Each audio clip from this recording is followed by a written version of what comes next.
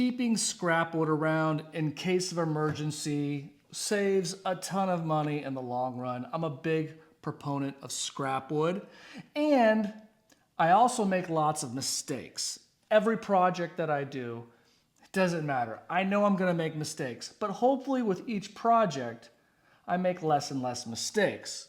So here I am building some shop cabinets. Let me tell you just a little bit about them.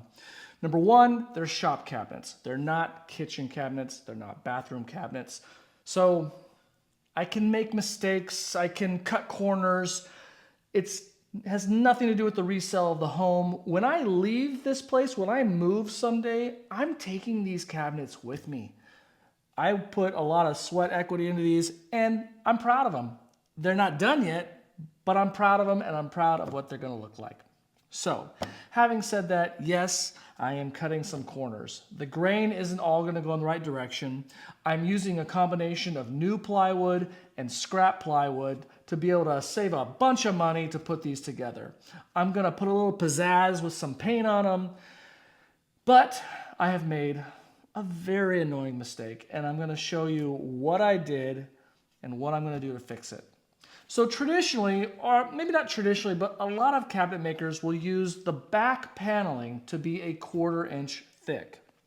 Because I'm combining scrap, because I'm reducing waste as much as possible, I am only using 1/4 inch thick backing for the middle cabinet, just one cabinet. And the rest of the cabinets are gonna have 3/4 inch thick plywood. So when I'm cutting these dados, I have to keep things separate, and I have them all organized over there in each of the 5 cabinets.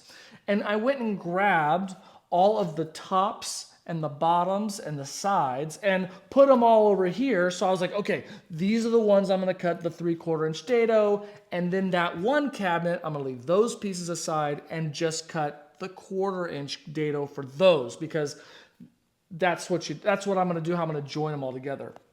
So cutting all these went great, little to no problems, got them all done, very happy with the outcome. And then when I went to get the cabinet sides and tops and bottoms for that one cabinet that I was gonna do the 1/4 inch dado in, I had the top and the bottom, but I couldn't find the sides.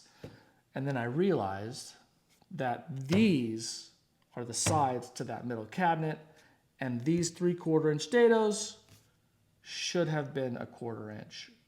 Somehow I got them mixed together with the other pieces and cut 3/4 inch dados. So where do I go from here? These are maple, and I just so happen to have this nice piece of maple left over from a previous project. This is 3/4 inch thick. This is 3/4 inch wide. If I put these in right here, I can kind of jam it in there. It actually fits perfectly, maybe a little too perfect. I need to glue this in here. Of course, I need to cut a strip. I need to fix this. It's got a little bit of a warp to it, maybe off by 1 millimeter, probably less than that. So I'm gonna run this on the bandsaw or table saw, cut a strip off to the thickness of the depth of this dado and glue it in. I'm also going to take just a hair off, so there's a little more purchase for the wood glue that I'm gonna put in there. Once that's in and flush and dried and clamped and all that stuff, I can then cut my dados in this piece and this piece, because these are the sides. These 2 pieces are the top and bottom. And then I'll have my dados and everything. But I kind of set myself up for failure when you start mixing and matching stuff, and with all these pieces, it's easy to get things kind of mixed up. But these are the lessons we learned. So, number one, scrap wood is important. Keep your scrap wood, keep the valuable pieces, keep the ones where you can imagine in the future that you're gonna need them. And number 2, most mistakes can be fixed. And if I didn't have scrap wood to fix this, I'd have to buy a whole new sheet of plywood.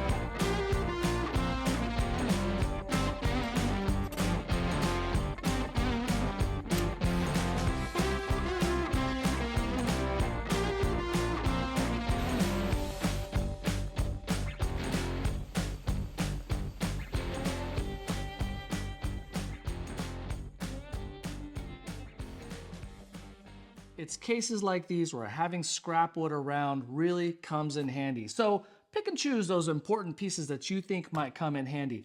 Listen, the grain face appearance here may not be perfect, but I'm okay with that. They're gonna be in the back of the cabinet, this part, and I won't really even see this mistake that I made.